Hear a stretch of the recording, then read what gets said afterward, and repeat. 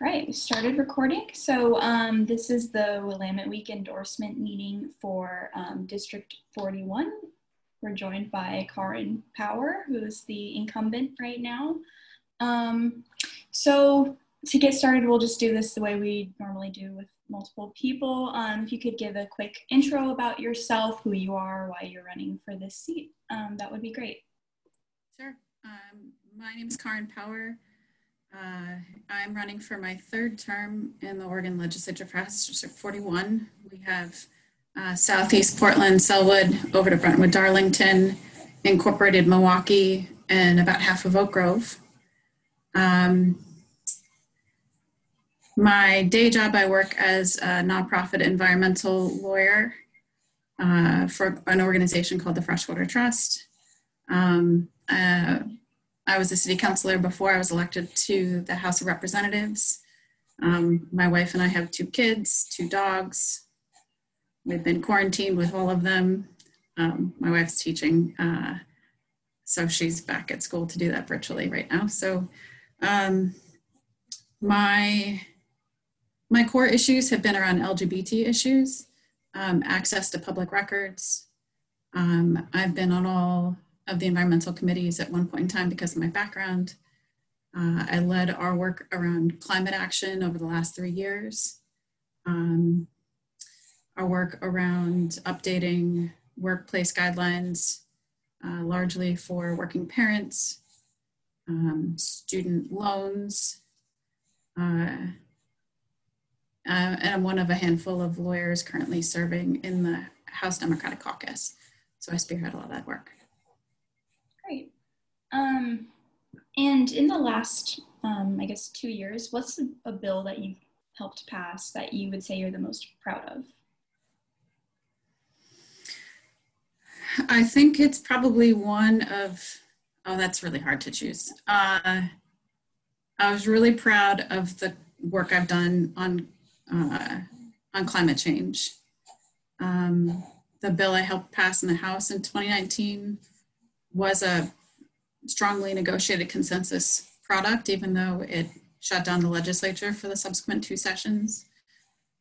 It was 6 months of very intense work, and I'm really proud of that. And everybody's testimony, everybody who participated, whether you were for or against, it was the piece of legislation with the most public testimony in the history of Oregon, according to our nonprofit staff, our nonpartisan staff rather. I'd say a close second would be updating, well, though it's moot for a large portion of the workforce right now, our breastfeeding pumping laws that hadn't been modernized in the last 13 years. And I led the passage of Oregon's first standalone pregnancy accommodations law. All before I was pregnant, by the way, so this was not self-serving at the time. And if you are elected again, what's the next bill that you want to get working on straight away? So I have my core work with my committee assignments will continue to be environmental work and energy work, and then supporting our judiciary work. I'm excited to continue working on public records transparency because I think access to what we're doing in government is important, especially since we can't physically meet right now. I'd like to see more transparency, especially if we meet virtually in session. But I think as legislators, as a citizen legislature, especially in Oregon, we bring our own personal experiences to the work that we've done and continue to do. So since March, when daycares shut down across the state, and then some of them reopened as emergency childcare, I and my colleague, Representative Jack Zika, who represents out in Redmond, have the youngest kids in the legislature in the House side. And we're the only ones, I think, on the House that have kids in daycare right now. So both of us and a few others of our colleagues who are really interested ended up by default working on childcare, reopening guidelines, how to manage COVID practices. He and I have started a new legislative caucus, the Early Childhood Caucus, together. And I mean, for all of our parents who are working from home with kids, whether they're trying to teach them virtually or, you know, perhaps their daycare is closed, it's this weird intersection of a privilege to have a job and be working from home, and also incredibly stressful and taxing to be doing both and feel like you're never really great at either one of them. Having family compete directly with work, I think, has been a strain on all of our working families across Oregon. And I'm especially concerned that with somewhere between 25 and 30% of daycares not reopening, it's going to further exacerbate income inequality, set women back in their professional advancement in the workforce, and people of color. And we've had a childcare desert, which means there's not enough slots for kids who need them functionally in the entire state. So I could probably talk the entire interview about the importance of childcare infrastructure, but the bulk of my work and my passion really in 2021 is going to be modernizing our governance structure together with our governor's office and our agencies so it works better for providers and parents, and then instituting the changes that we need to help support affordable and quality childcare, and then help providers reopen when they can and it's safe to do so for them. Can I ask you a question that's maybe only tangentially related? Multnomah County, you're not a resident of Multnomah County, I believe, has a preschool funding measure on the ballot. I wonder, and you're talking more specifically about childcare than preschool, but they're related. To what extent does Multnomah County going it alone reduce the ability of the legislature to pass some kind of a funding package that would that would make preschool universal for the whole state, not just Multnomah County? It's a similar question that we may have discussed around raising taxes. If Multnomah County goes by itself, it takes a lot of the yes votes statewide out of the pool. But let you answer that question. I don't think it takes the wind out of the sails of a statewide effort at all, because we're talking to fully funded. I'd say there's really no functional difference between childcare and preschool. It's just depending on the age and what they're preparing to move into in terms of grade-wise. We have, I think when I was reading the 2019 Department of Education statistics, we have a bit more than 500,000 kids in the K-12 system. We have close to 250,000 kids under the age of 5 in Oregon. And close to 75% of that funding system for them to receive early childhood education is privately funded by parents and families. It's the disconnect between our publicly funded education system and how we're helping kids to get ready to learn and receive the social emotional development that they need at critical times in their development is a complete mismatch. But we've never prioritized funding early childhood education.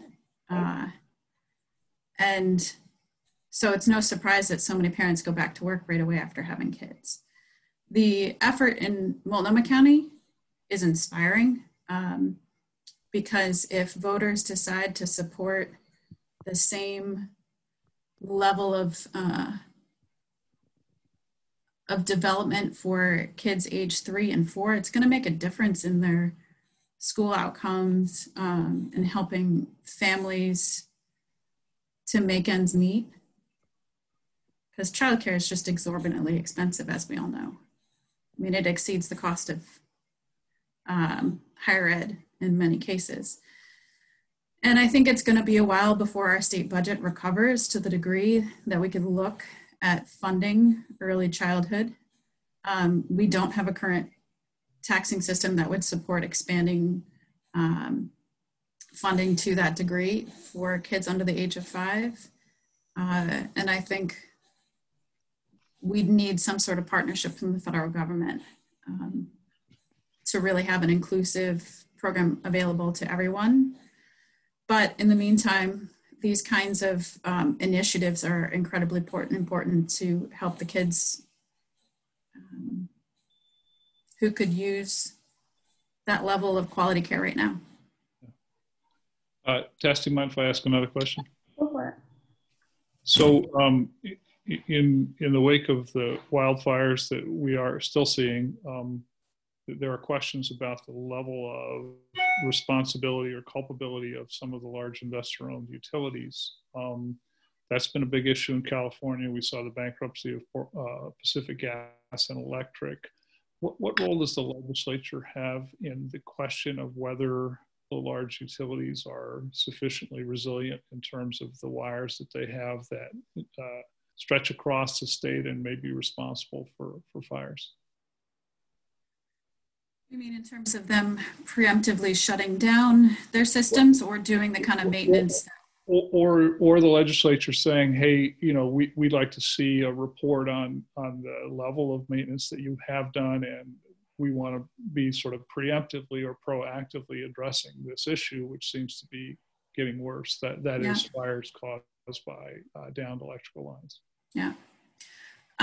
So we had hearings on that last fall in the wake of California's terrible wildfire season. Our investor-owned utilities came to testify that regardless of legislative mandate, they were beginning to do that preemptive tree thinning, to go and check wires physically.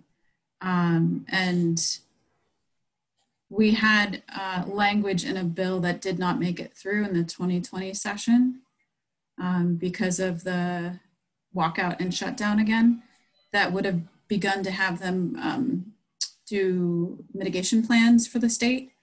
They had contacted us and said that they would be doing that anyway. And I know many of them have in many locations, but it's thousands of miles of wires all around the state.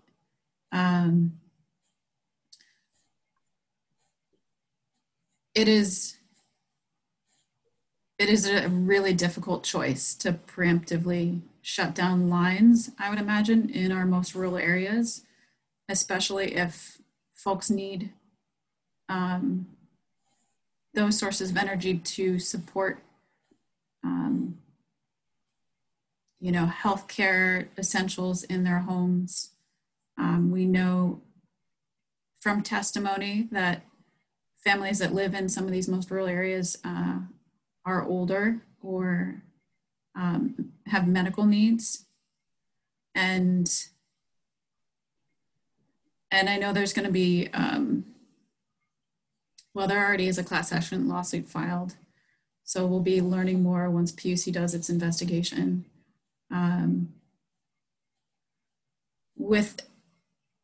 With the exceptional winds that we saw, I think that is going to add an additional complex layer to our policy making when you have to figure out how to help a utility or govern a utility's plan when you have winds that are driving wildfires 50 miles an hour. I hope that answered your question. Yeah. We had begun down that route and didn't finish it. Yep. Okay. Thanks. Tess, back to you. Yeah. I think I just have two more main questions to ask you. So there was a special session back in June where the legislature passed the series of police reform bills. I'm just wondering if you could kind of provide your opinion or analysis on overall whether or not you think those bills were sufficient enough, and looking forward to the next year, if there are any specific kind of changes you would like to see enacted in the legislature regarding police reform that maybe weren't captured in that special session. Yeah, let me answer that also based on the constituent feedback that I got from my district and on the things that I've promised to work on for next year. So far and away, the feedback I got from my constituents is those bills did not go far enough.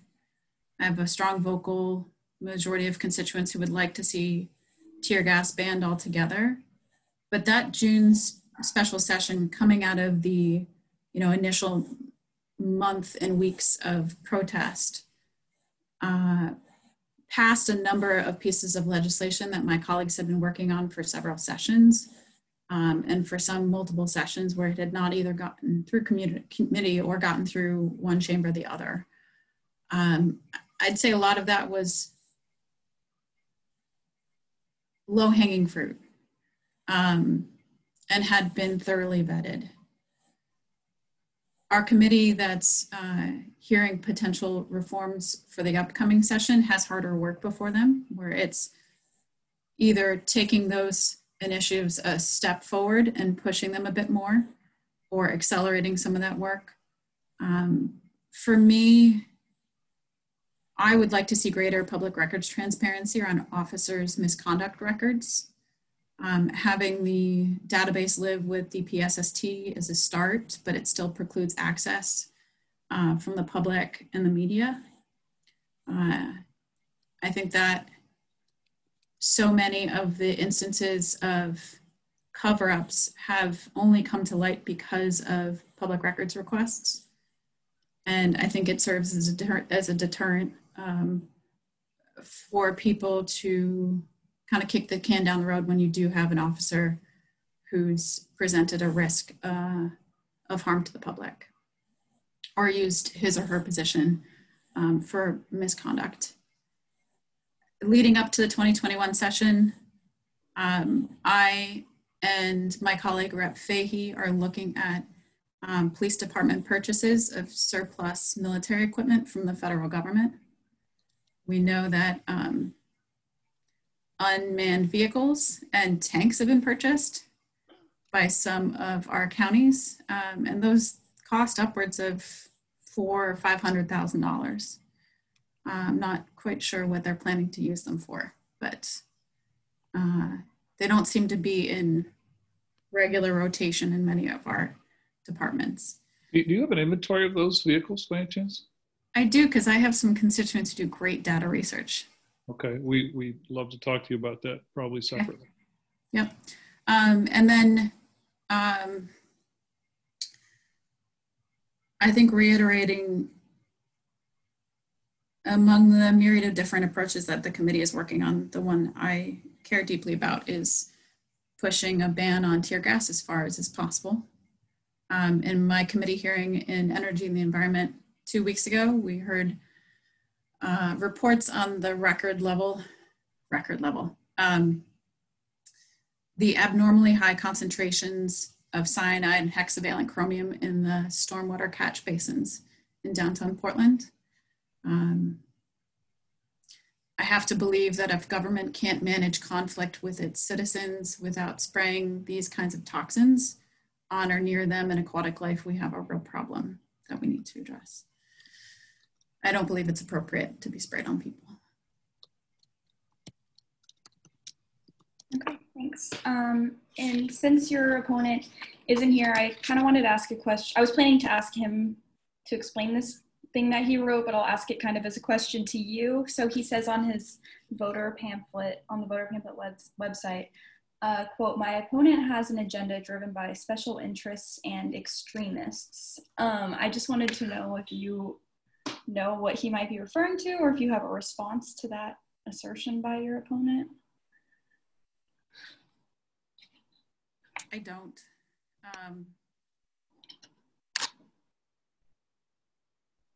I mean, if he disagrees with the Democratic Party as extremists, maybe that helps to explain that statement. But I would say most of my colleagues think I'm pretty, I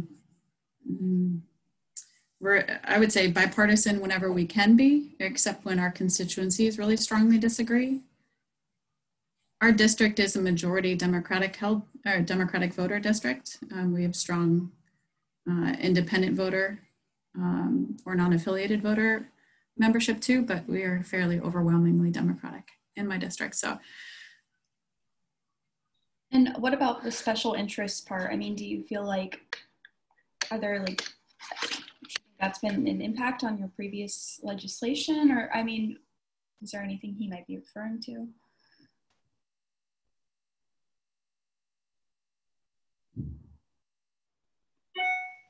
If he disagrees with environmental organizations in Oregon as a special interest sector, maybe.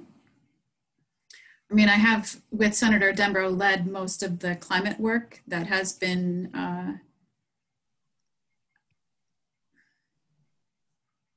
I would say politically divisive, especially for some of my colleagues who don't believe that climate change is caused by people. So maybe that's what he's alluding to. Yeah, all right. I think I'm moving towards wrapping up. Nigel, if you have any other. No, please go ahead. Okay. I mean, I guess last kind of main question to you before we go to our like a fun question is, what do you think is the biggest issue in the legislature as a whole right now, and how do you plan to address that should you be reelected?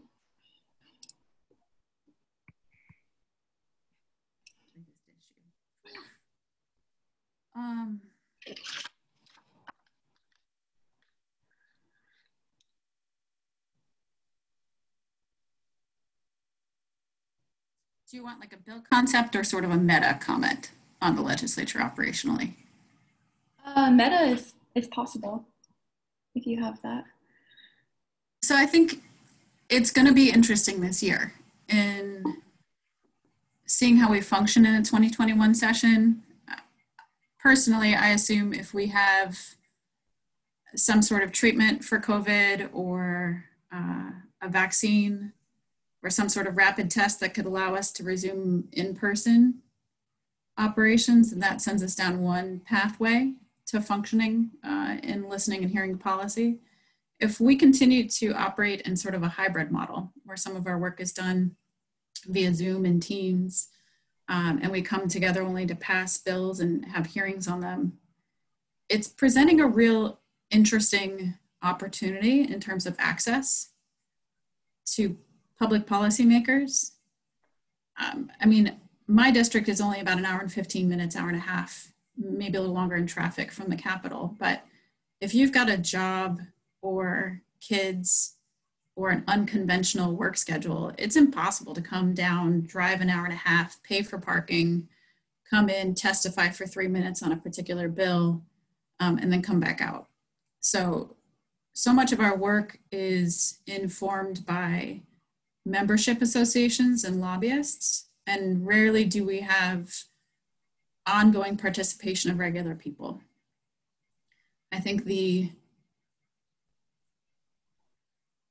biggest thing that I think we're going to have to figure out for next year is how to create meaningful public opportunities for comment,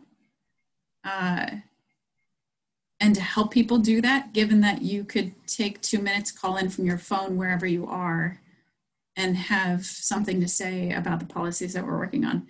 I mean, the upside of Zoom is that it's accessible to anybody. You don't have to be there physically in person. And that may upend traditional power structures or traditional ideas of access to legislators. But, you know, we've never had the ability before for somebody to just call into a committee hearing to provide comment. It's all been pre-scheduled, invited speakers only. So that's from like a meta perspective, it's a challenge to manage on the IT infrastructure back end, but a really exciting opportunity for greater public engagement in statewide policymaking, if we let it.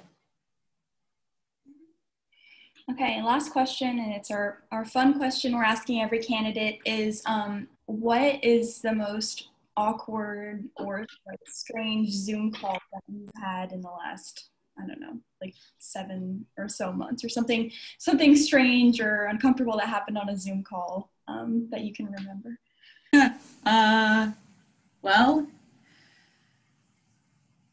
let's see. I've been normalizing breastfeeding on all of mine, hopefully. I'm grateful for the camera off function, because Finn working at home and legislating with a now 8-week-old means that he gets hungry when he's hungry. And I may be stuck on a video call for a couple hours. He's pooped audibly at least once in a committee hearing. I think I got the mute button off fast enough. And I'm getting pretty good at hiding his spit up. Usually I wear a white shirt on camera or a white blazer. But yeah, shout wipes are great, just in case anybody out there needs a pro tip.